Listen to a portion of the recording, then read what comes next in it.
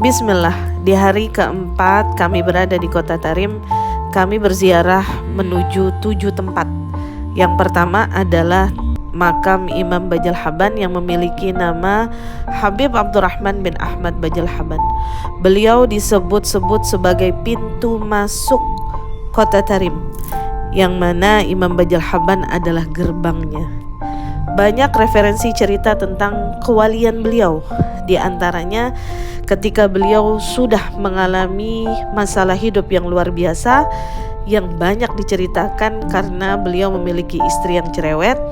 Kemudian beliau berkholwat. Dalam kholwatnya beliau bertemu dengan 2 orang, yang mana saat makan mereka bergantian bertawassul agar Allah menurunkan makanan buat mereka. Orang yang pertama sholat bertawassul turun makanan. Kemudian juga orang yang kedua melakukan hal yang sama di hari berikutnya, sholat 2 rakaat kemudian bertawassul lalu turunlah makanan. Ketika tiba giliran Imam Bajalhaban, beliau bingung apa yang mesti beliau tawassulkan. Selesai sholat 2 rakaat, beliau bertawassul dengan ucapan yang sama seperti apa yang ditawassulkan oleh 2 orang tersebut.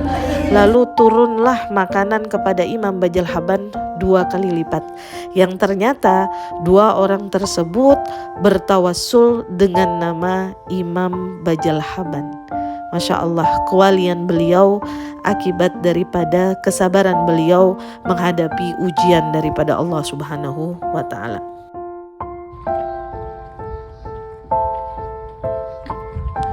Makam selanjutnya yang kami kunjungi adalah Habib Alwi bin Ubaidillah bin Ahmad Muhajir. Beliau adalah keturunan daripada Imam Al-Muhajir yang punya kelebihan. Beliau punya sifat yang dermawan, yang kalau seandainya beliau ingin bersedekah seperti gak takut miskin. Bahkan ada beberapa kisah yang mengisahkan bahwasanya beliau kalau ngaji itu bawa uang yang banyak yang beliau kasihkan kepada orang yang beliau temui di jalan.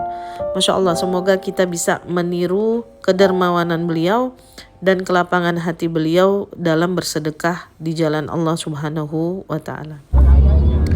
Setelah berziarah ke makam Habib Alwi bin Ubaidillah, kami berziarah ke makam Imam Al-Muhajir. Beliau punya nama lengkap Ahmad bin Isa Al-Muhajir. Lahir di Basrah, yang mana sebenarnya kakek-kakek beliau yang bersambung dengan Rasulullah tinggal di Madinah. Sebab hijrah ke Hadramut karena fitnah di Irak berupa kesesatan atau kriminal yang sangat tinggi yang berasal dari Bahrain, yang mana mereka melakukan pembunuhan terhadap Ahlul Bait termasuk pencurian Hajar Aswad. Khawatir keturunan Ahlul Bait hilang karena kezaliman mereka, maka hijrahlah beliau ke Hadramut yang sebelumnya beliau singgah ke Madinah. Setelah haji yang saat itu Hajar Aswad masih dicuri, beliau istikharah, lalu bertemulah dengan beberapa orang Yaman dan dengan mengamalkan ayat Al-Quran, alam takun ardullahi wasi'ah fatuhajiru. Maka hijrahlah beliau ke Hadramut sambil memerangi kaum Khawarij, lalu berdakwahlah beliau di Hadramut. Kalau bukan karena beliau, mungkin dakwah Islam pada saat ini tidak tersebar luas dan boleh jadi para Ahlul Bait tidak terselamatkan.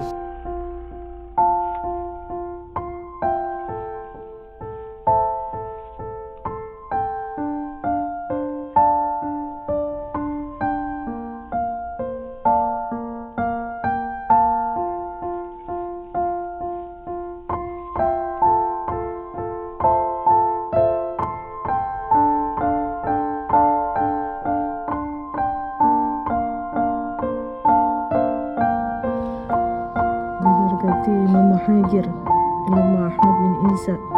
Mudah-mudahan Majlis Taklim Ummahatul Mustafa, Majlis Taklim Darul Hanafi Irsyadul Qulub, dan Majlis Taklim Sabtu pagi beserta seluruh jamaah yang pernah hadir di Majlis Taklim kami, mudah-mudahan bisa hadir ke Tarim Hadramut, dan semua yang pernah menitipkan namanya, doanya mudah-mudahan Allah kabul, bisa sampai ke Tarim insyaallah.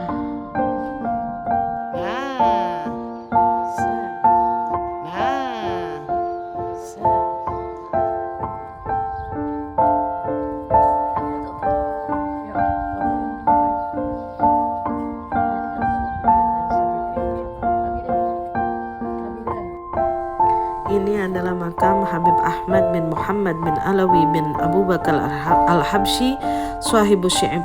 Makam beliau ada di bawah makam Imam Muhajir.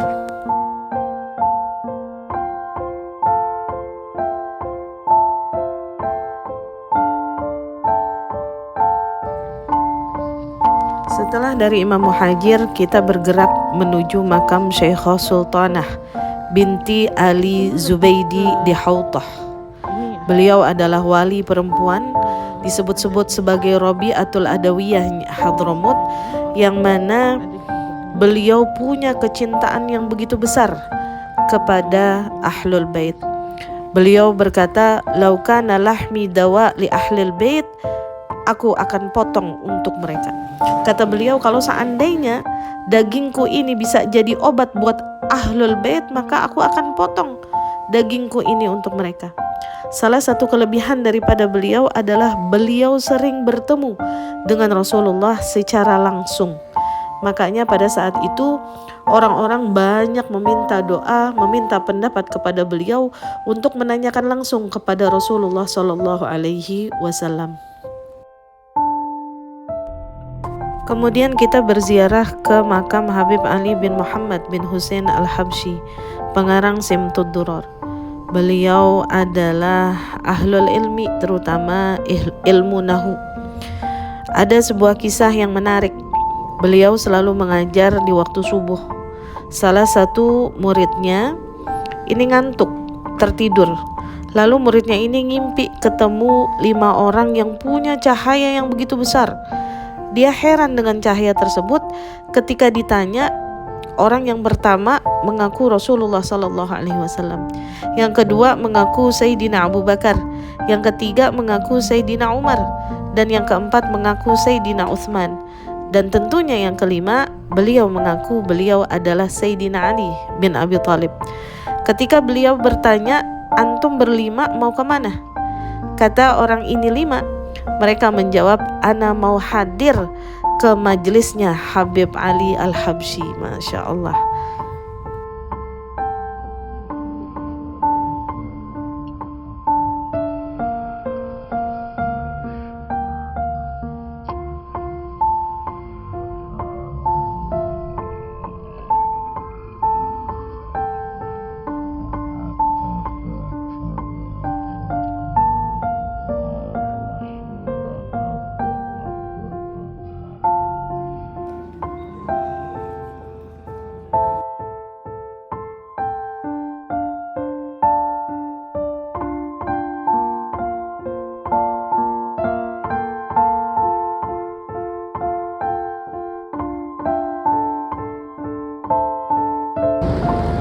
Makam yang terakhir yang kami ziarahi di hari ini adalah makam Habib Ahmad bin Zain Al-Habsyi yang ada di Hautah.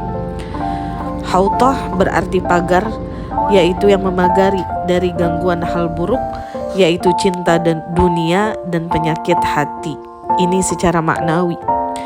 Habib Ahmad bin Zain Al-Habsyi adalah murid daripada Habib Abdullah bin Alawi Al-Haddad. Beliau jalan kaki dari Hautah menuju Tarim dengan bekal yang sedikit selama 40 tahun. Semua beliau lakukan demi ilmu, demi mencari ridhonya Allah Subhanahu wa ta'ala. Ada kisah orang yang datang ke Tarim, ketemu habaib, kemudian habaib ini ngelihat orang yang baru datang ini punya cahaya yang begitu luar biasa. Ketika Habib ini nanya ke orang tersebut, "Ente habis dari majelisnya siapa?" Beliau menjawab, "Saya baru saja duduk dari majelisnya Habib Ahmad bin Zain Al-Habsyi." Masya Allah, majalisatul fuhul tulakihul uqul. duduk sama orang yang pinter itu bisa ngebersihin hati kita. Mudah-mudahan dengan senangnya kita duduk di majelis ilmu, Allah membersihkan hati dan pikiran kita dari segala macam keburukan.